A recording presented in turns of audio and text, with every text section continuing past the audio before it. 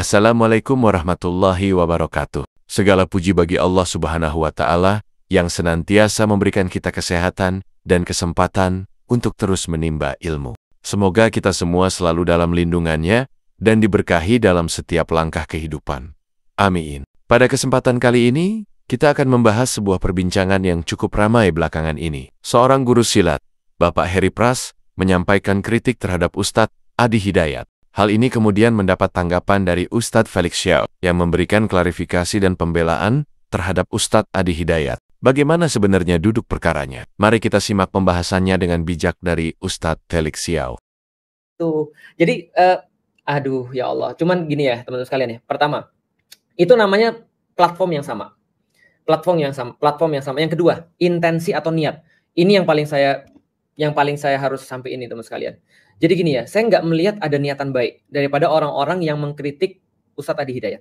Itu aja sih, saya nggak melihat ada niat baik. Dan entah kenapa ini munculnya daripada orang-orang yang itu-itu aja, mohon maaf, dan kelompok yang itu-itu aja, dan juga mereka nggak ada niatan baik untuk mencari kebaikan atau kemudian semacam kayak gini nih. Nggak ada niatan baik untuk membuat orang tuh jadi berubah jadi baik. Jadi gini ya, maksud saya tuh begini. Kalau saya melihat ada orang berbuat sesuatu yang salah, kalau ada memang salah ya, maka saya akan mencari cara terbaik untuk buat dia sadar. Bukan untuk membuat saya seolah-olah terasa hebat dan membuat seolah-olah orang itu jadi kayak bodoh banget. Apalagi etikanya jauh banget. Ya Allah, nyoretin orang pakai X warna merah itu menurut saya nggak ahsan sih menurut saya. Artinya menurut saya intensinya juga saya nggak dapet sih ada intensi yang baik untuk kemudian menjelaskan itu. Pertama, kamunya yang kemudian platformnya salah.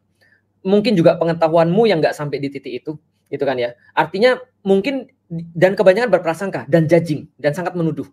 Ustadz Adi Hidayat menyamakan Yesus dengan Isa, seolah-olah dalam narasi itu bahwasanya Ustadz Adi Hidayat itu menyamakan Isa di dalam Al-Quran dengan Yesus yang jadi Tuhan, kira-kira maksudnya begitu. Enggak gitu ceritanya. Orang sama sekali nggak ada itu framingnya luar biasa sih menurut saya. Jadi itu menurut saya sih nggak ada niatan baik sih. Artinya kalau saya ngelihat gini, ya udahlah ya, bagi teman-teman sekarang ya udah teman-teman sudah saya jelasin, ada yang mau terima nggak ada masalah. Ada yang mau terima alhamdulillah. Nggak ada yang mau nggak terima juga nggak ada masalah. Karena tugas saya kan cuma menyampaikan apa yang saya pahami ya. Artinya ketika saya ditanya, bagaimana menurut saya tentang Ustadz Adi Hidayat yang berkata seperti itu, bagi saya luar biasa.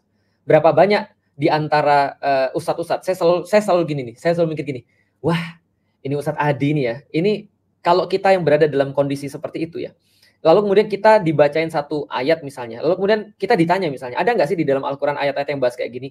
Seperti yang mereka selalu katakan lah, bahwasanya Katolik itu adalah agama cinta kasih dan segala macam. Terus kita tanya, maksudmu cinta kasih itu kayak apa nih? Ada nggak sih di dalam Alkitabmu yang kamu pikir ada ayat cinta kasih? Ternyata kalau kita bisa menunjukkan Islam punya sesuatu yang mirip-mirip dengan itu, bahkan lebih baik, itu kan akan menjadi sebuah pemikiran juga ya. Karena bagi orang-orang kayak saya, kita selalu membanding-bandingin dong antara kemudian Islam dengan Kristen. Kenapa saya harus masuk Islam? Bagi saya ketika saya sudah membanding-bandingkan itu, saya dapat, oh ternyata apa yang saya pahami di dalam Katolik tidak semuanya berbeda. Walaupun tentu saja saya memilih Islam, itu bukan hanya karena perbedaan-perbedaan itu, tapi jelas karena konsep tauhidnya. Tapi kita dikasih tahu nih, ini loh maksudnya. Nah, ada berapa banyak ustadz yang bisa hafal Quran dan mengkontekskan dengan apa yang dia coba untuk dakwahkan? Saya pikir nggak banyak sih. Dan kalau saya tuh merasa bersyukur ada orang kayak Ustadz Adi di pihak saya, serius. Dan bagi saya itu agak efforts kalau ada orang kayak Ustadz Adi, tapi bukan di pihak saya gitu maksudnya. Itu agak sedikit merepotkan sih.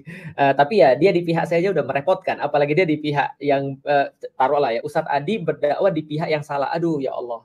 Itu saya pikir kayaknya kita harus punya PR banyak untuk belajar lagi gitu kan ya. Artinya kalau saya secara pribadi memandang bahwa itu adalah kelebihan Ustadz Adi. Bukan kekurangan Ustadz Adi yang perlu saya komentari. Karena saya pikir ya gimana ya. Saya lebih banyak kekurangan sih yang harus saya pikirin daripada saya mikirin hal-hal yang tidak penting banget dan diviralkan kayak gitu. Itu jelas-jelas menurut saya nyari-nyari kesalahan. Dan kalau dengan orang-orang nyari kesalahan, saya nggak punya komen apapun. Dan saya cuma bisa berdoa pada orang-orang kayak gitu ya. Kalau mereka benar, mudah-mudahan Allah maafin Ustadz Adi dan saya yang punya pemikiran bahwa Ustadz Adi itu nggak salah.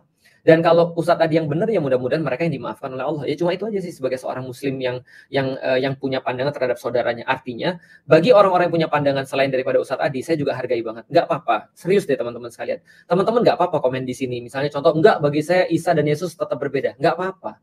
Apa sih yang nggak buat orang-orang Muslim mah? orang kita itu di Muslim diajari, di Islam kita tuh diajari berbeda pendapat bukan berarti harus satu kafir, satu iman. Berbeda pendapat di dalam Islam tuh bukan berarti satu surga, satu neraka. Nggak apa-apa, antum nggak yakin juga. Antum setelah mendengarkan penjelasannya dan tetap antum yakin, nggak sama, beda pokoknya beda. Ya nggak apa-apa. Antum tetap saudara saya, ketemu tetap saya peluk gitu kan ya. Cuma saya tackle aja, enggak gitu kan. Ketemu tetap saya peluk, tetap kemudian saya ucapkan salam, ketemu tetap saya kemudian happy gitu kan ya. Hanya saja menurut saya jangan sampai keyakinan kita itu kita gunakan untuk menjudging orang lain seolah-olah mereka yang berbeda dengan kita itu salah dan dosa maksiat. Konsekuensinya kita harus nerakain dia. Konsekuensinya kita harus nyesatin dia. Konsekuensinya kita harus menampilkan seolah-olah dia itu maksiat. Bro, nggak serta-merta sekali lagi ya. Kalau orang muslim itu berbeda, nggak serta-merta satu salah, satu benar. Nggak serta-merta satu surga, satu neraka. Nggak serta-merta satu murtad, satunya tetap beriman. Nggak gitu ceritanya. Coba deh belajar lagi. Artinya kalau kita berbicara tentang balik lagi ya, mudah-mudahan teman-teman dengan semua ini bisa lebih dewasa. Dan saya yakin pada satu titik yang kayak gini-gini, provokasi-provokasi yang kayak gini, atau apa ya, hal-hal yang kayak gini, ini sudah akan bisa ditinggalkan sama kita ya. Berhentilah mensupport atau apa ya, semacam kayak ngeramin orang-orang yang suka nyoretin wajah orang lain itu ya dengan X itu ya. Kalau saya sih nggak apa-apa sih, saya kan motivator bukan ulama. Cuman ya kalau kayak Ustadz Adi sih, kalau saya sih bersyukur sih, dan saya berdoa mudah-mudahan banyak keluar orang-orang kayak Ustadz Adi yang lain. Kenapa? Supaya saya bisa melanjutkan hobi saya dan keahlian saya, yaitu adalah bermalas-malasan. Serius. Kalau ada orang banyak kayak Ustadz Adi, Ustadz Somad gitu kan ya, dan orang-orang pintar dalam berdakwah dan masih muda ya, kan saya kan bisa santai ya kan, saya kan bisa tidur-tiduran, bisa enak happy gitu kan ya, bisa nonton, bisa main game gitu kan ya, apalah terserah. Yang penting saya nggak usah dakwah tiap hari karena sudah ada banyak yang bantu dakwah itu maksudnya. Jadi kita bisa malas-malesan gitu kan ya. Oke, itu ya teman-teman sekalian yang apa namanya yang kita coba untuk bahas. Demikian pembahasan kita kali ini. Semoga apa yang disampaikan bisa memberikan pemahaman yang lebih luas dan menjadikan kita semua lebih bijak dalam menyikapi berbagai informasi. Mari kita selalu menjaga adab dalam berdiskusi dan tetap berprasangka baik terhadap sesama. Terima kasih telah menyimak, semoga bermanfaat. Wassalamualaikum warahmatullahi wabarakatuh.